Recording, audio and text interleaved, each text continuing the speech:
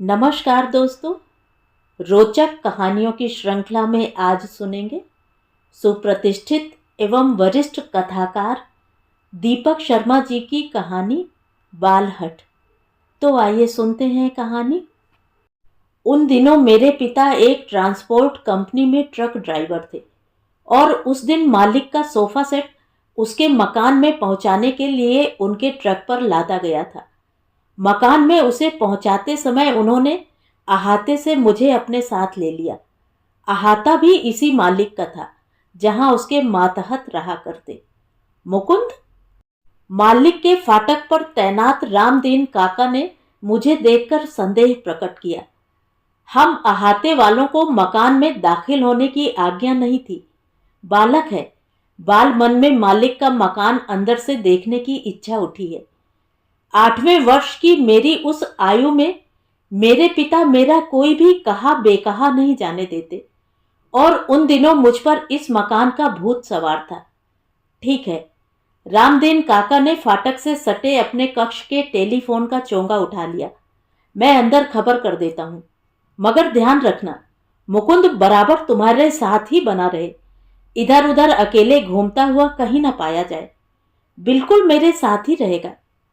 Sofa set मकान के परह संगी प्रकोष्ठ में पहुंचाया जाना था और ट्रक उसके द्वार मंडप मतलब पोर्च का रास्ता न पकड़कर उसकी बाईं वीथी की तरफ मुड़ लिया। ट्रक रुका तो 2 टहलवे तत्काल हमारी ओर बढ़ाए। फर्नीचर के साथ यह कौन लाए हो? वे उत्सुक हो लिए। मेरा बेटा है, इकलौता है जो उसे ऐसा छैला बांका बनाकर रखे हो। एक टहलवा हंसा। हाँ, मेरे पिता भी हंस पड़े।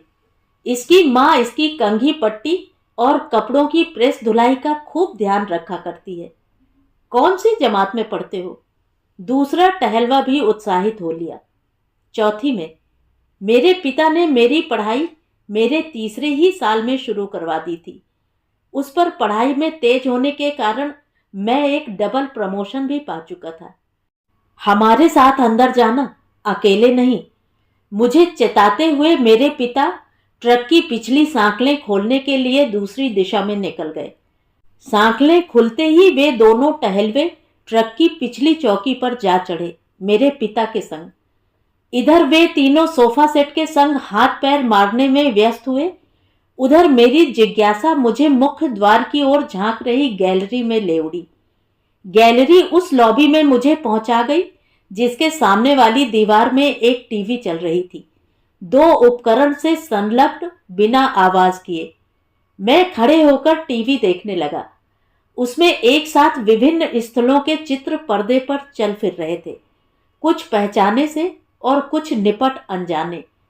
उस समय मैं नहीं जानता था कि वह टीवी कोई साधारण टीवी नहीं थी, सीसीटीवी थी, क्लोज्ड सर्किट टेलीविजन, जो अपने से संबद्ध कंप्यूटर के माध्यम से मालिक के मकान के प्रवेश स्थलों पर फिट किए गए कैमरों द्वारा उनकी चलायमान छवियां बटोरने तथा उन्हें सजीव प्रदर्शित करने के प्रयोजन से वहां रखी गई थी।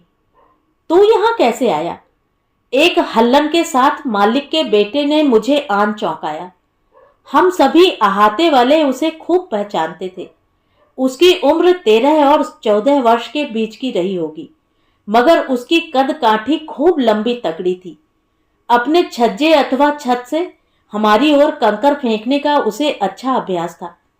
आप लोग का फर्नीचर लेकर आया हूं, मैंने आधी सच्चाई बताई। फर्नीचर वालों का बेटा है? नहीं, ट्रक ड्राइवर का। इस लद्दू का? एक ठहाके के साथ उसने टीवी के एक कोने पर अपना हाथ फेरा। उस कोने में मेरे पिता ही थे, सजीव सप्राण।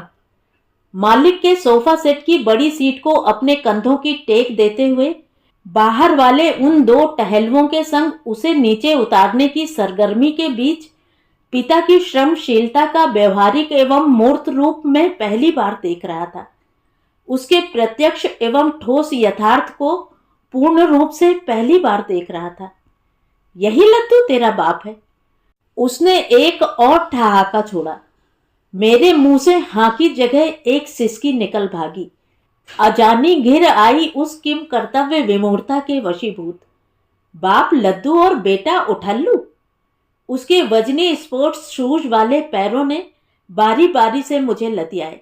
नहीं, मैं सहम गया। यदि उसने मुझ पर चोरी। उसने कानों पर अपने हाथ ला जमाए। कुछ नहीं, तेरे कान नहीं मरोड़ू। उसने मेरे दोनों कान जोर से उमेट दिए। नहीं। उसके हाथ मेरे कानों से अलग होकर नीचे मेरे कंधों पर आन खिसके। मैं बाहर जाऊंगा। कैसे जाएगा? मेरे कंधे छोड़कर उसने मेरी गर्दन पकड़ ली। नितांत अनिश्चित वैसी आग्रही निष्ठुरता मैंने अभी तक केवल छद्म धारणा ही में देखी सुनी थी। अपने अहाते एवं स्कूल के अन्य जनजीव के संग या फिर फिल्म या टीवी पर व्यक्तिगत रूप में कभी झेली नहीं थी। बल्कि शारीरिक स्पर्श भी जब जब मुझे दूसरों से मिला था तो लाड़ प्यार के ही वेश में मिला था, हृदय ग्राही एवं मनोहर। स्कूल में अध्यापकों की थपथपाहट के रूप में, तो घर में माँ एवं पिता के चुंबन अथवा आलिंगन के बजाव में। ऐसे कभी नहीं। सॉरी बोलकर जा सकता हूँ।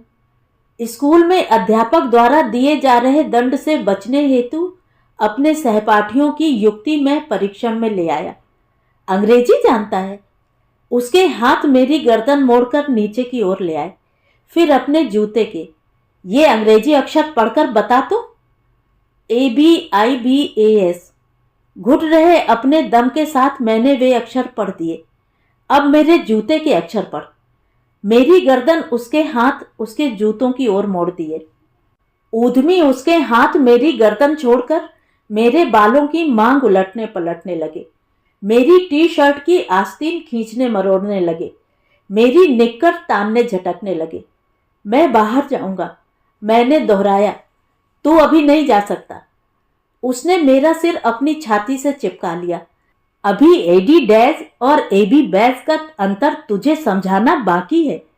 घबराकर मैंने अपनी निगाह सामने वाली टीवी पर जा जमाई। मालिक की बड़ी सोफा सीट गैलरी में पहुंच चुकी थी। बप्पा! मैं चिल्ला दिया। मुकुंद! मेरे पिता तत्क्षण लॉबी के दरवाजे पर आन प्रकट हुए। बप्पा! मैं सुबकने लगा। मुझे उस दशा में देखकर वे आपे से बाहर हो गए और उस पर टूट पड़े। मालिक के सत्ता तत्व से स्वतंत्र, प्रथा प्रचलित अपने दब्बूपन के विपरीत, कद काठी और लंबाई चौड़ाई में मेरे पिता मालिक के बेटे से दुगने तो रहे ही, मुझे उसके पंजों से छुड़ाना उनके लिए कौन मुश्किल था। और अगले ही पल वह जमीन पर ढह लिया था औंधे मुंह। बिना अगला पल गंवाए वे मेरी ओर बढ़े और मुझे अपनी बाहों में बटोरकर गैलरी में घुस पड़े वेगपूर्वक। उसी गैलरी में जहां वह सोफा सीट इधर लाते लिवाते बीच रास्ते रख दी गई, उन दो टहलुओं की संगति में जो अपने को वहीं रोक लिए थे बुत बनकर। उनका वेग हमें जल्दी ही फाटक तक ले आया जहां रामदीन काका खड़े थे। कहा था मैंने, मुकुंद को अकेले अंदर मत जाने देना, दुर्गति होगी। रामदीन काका की उतावली ने मेरे पिता की हड़बड़ी को घेरने की चेष्टा की। इसे अहाते पहुंचाकर अभी लौटता हूं। बालक का बाल हट था, बीत गया। मेरे पिता ने हवा में अपना वाक्य छोड़ा और आगे बढ़ाए। तो ये थी कहानी। कहानी आपको कैसी लगी कमेंट करके ज़रूर बताएं। और अगर मेरे द्वारा सुनाई हुई कहानियाँ आपको अच्छी लगती हैं और आप मेरे चैनल पर पहली बार आए हैं तो चैनल को सब्सक्राइब ज़रूर करें, लाइक करें और अपने दोस्तों और परिचितों में शेयर भी करें। बेल आइकन दबाना बिल्कुल भी ना भूलें। धन्यवाद।